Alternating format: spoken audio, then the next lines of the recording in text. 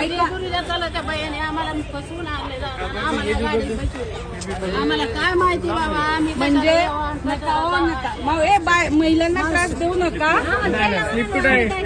जरा समजून घ्या. बरं तुम्हाला काय सांगलं खरं सांगा. बनवून घेतले असेल कार्ड आम्हाला काय माहिती करत. आम्हाला म्हणले गटाची मीटिंग आहे महिला बचत गटांची. पुन्हा म्हणले गेल्या गेल्या देवदर्शन होईल जेजुरीत, पण तसं काय घडलं नाही. कोणाला मतदान केलं? घड्याळा. घड्याळ त्यांनी सांगितलं का? हो. एकटा जरी उभा राहिलो तरी हरकत नाही, हजारो नाही पाठीमागे आले तर हरकत नाही, पण मी या बंडाच्या विरोधात आवाज उठवणार. यासाठी मी SP ऑफिसला माझ्या पत्नीसह तक्रार नोंदवायसाठी आलेलो आहो.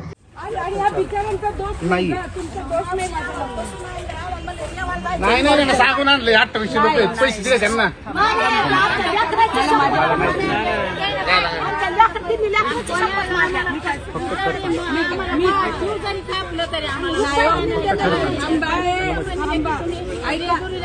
बायाने आम्हाला फसवून आणले आम्हाला गाडी बसवली. आम्हाला काय माहिती बाबा आम्ही म्हणजे नका हो नका मग ए बाय महिलांना त्रास देऊ नका.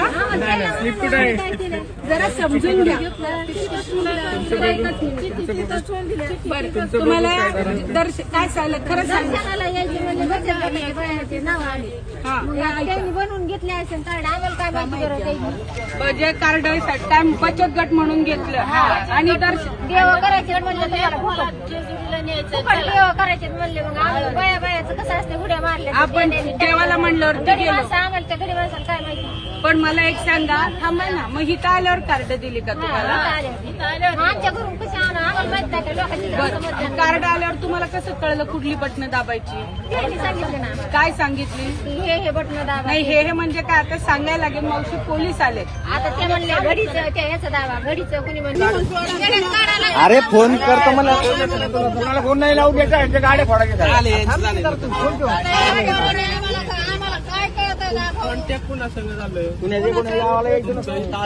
तुम्ही आम्ही होय ते आम्हाला ते मॅडमने आणलं बाबा. आम्हाला काय कळत आहे? मॅडमचं नाव सांग. आपल्याला माहित नाही ते कुठं आली. आधार कार्ड द्या. आधार कार्ड द्या. मला माहिती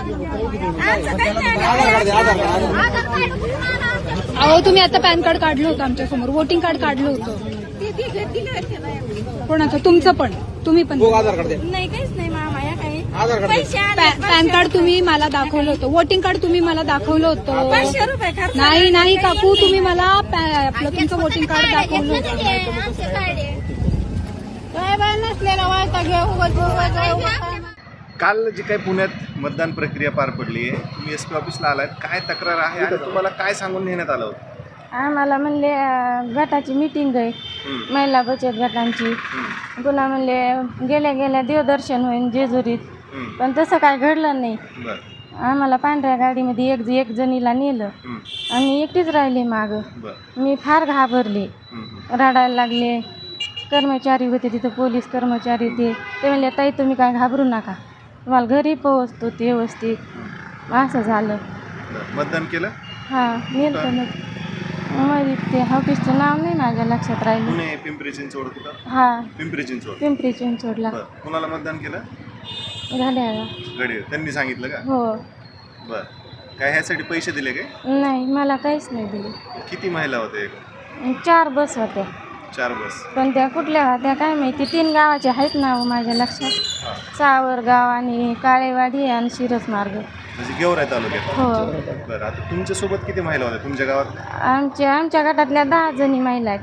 10. दुसऱ्या गटातल्या किती 13 का काहीतरी जणी. बचत गटाच्या महिला होत्या हो. सगळ्या? काय याची मीटिंग म्हणून सांगितलं? हो म्हणले पुण्यामध्ये मीटिंग आहे.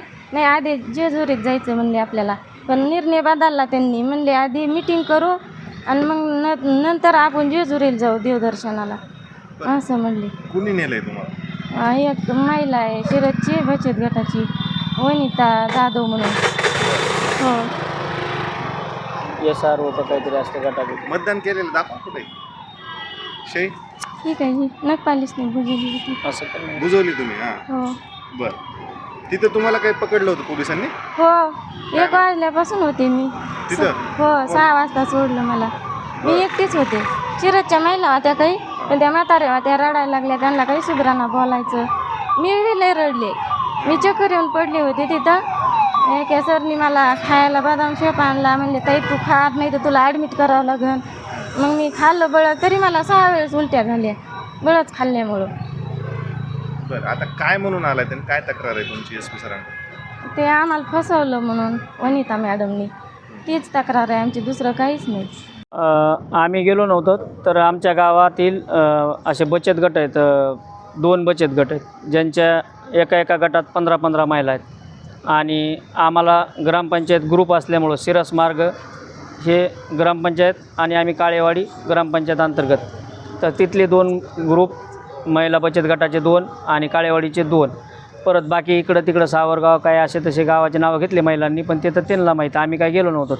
पण हे आमच्या जे बचत गटाचे जे SRO आहेत, वनिता बाळासाहेब जाधव आणि त्यांचे पती बाळासाहेब जाधव सिरस मार्ग, हे गेल्या 15 दिवसापासून आमच्या गावात चक्रा मारत होते, किंवा आपल्या गावातील सर्व गटांना आपल्याला संक्रांतीनिमित्त जेजुरी देवदर्शनासाठी जायचं आहे.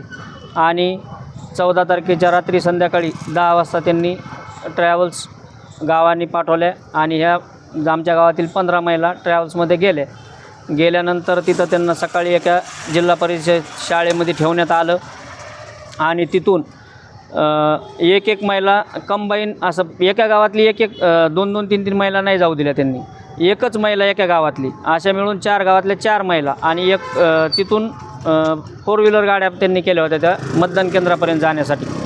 त्या 4 गावच्या 4 महिला, म्हणजे त्याच्यात 2 यंग ठेवायचे किंवा 2 म्हणजे थोड्या ओल्ड ठेवायचे म्हातारे, अशा मिळून त्यांनी ते प्लॅनिंग केलं होतं. आणि त्या गाड्यामध्ये 2 ते 3 बॉक्सर म्हणा किंवा त्यांचे ते कोण असते ते कार्यकर्ते काय ते ठेवलेले असायचे. म्हणजे ह्या महिलांना तिथपर्यंत जाऊ तर काहीच कळू देत नव्हते की तुम्हाला नेमकं जायचं आहे कुठं म्हणून. आणि त्यानंतर ही प्लॅनिंग कमीत कमी माझ्या माहितीस तो मागच्या 2-3 महिन्यापासून झालेली असावी, कारण की या महिलांचे तिथं गेल्यानंतर यांनी बोगस मतदान कार्ड तयार केले. परत तिथल्या याद्यालासुद्धा ह्या महिलांचे नावं लावण्यात आले, म्हणजे ह्या बचत गटामार्फत यांचे डॉक्युमेंट्ससुद्धा तिथं वापरले गेले एक अंदाज. आणि हे तिथं गेल्यानंतर त्यांना मतदान कार्ड पण वाटप करण्यात आले, पण या महिलांनी भीतीपोटी ते मतदान कार्ड तिकडंच फेकून दिले, किंवा परत आपल्या अंगलोट काही येईन असं. आता यांना तर तिथं गेल्यावर तर पहिलेच ते घाबरून गेल्यामुळे त्यांनी मतदान केलं.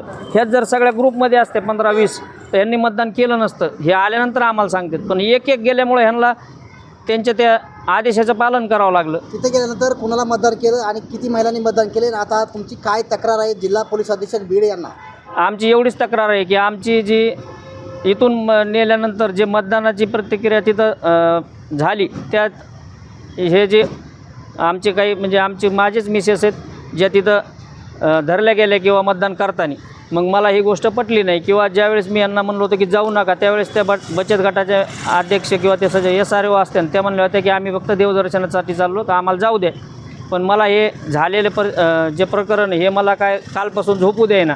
मी हा लोकशाहीचा चाललेला जो हे गळा आवळण्यासाठी जे चाललेला प्रयत्न आहे हो मला सहन होईना. मी काल 4 वाजल्यापासून याच प्रतिक्रियेत आहे. किंवा मी एकटा जरी उभा राहिलो तरी हरकत नाही, हजारो नाही पाठीमागे आले तर हरकत नाही, पण मी या बंडाच्या विरोधात आवाज उठवणार. यासाठी मी SP ऑफिसला माझ्या पत्नीसह तक्रार नोंदवायसाठी आलेलो आहो. काय मागणी तुमची आता? माझी एवढीच मागणी आहे की जे ते बचत गटाच्या मार्फत त्यांनी जो एवढा मोठा काळा बाजार केला आहे त्यांच्यासोबत कोण आहे आणि त्यांचे धागेदोरे कुठपर्यंत पिंपरी चिंचवडपर्यंत म्हणल्यानंतर हे लय मोठं रॅकेट आहे. तर हे पोलीस सूत्रांनी यांच्या पूर्ण मुळाशी जाऊन योग्य ती कारवाई करावी अशी माझी मागणी आहे.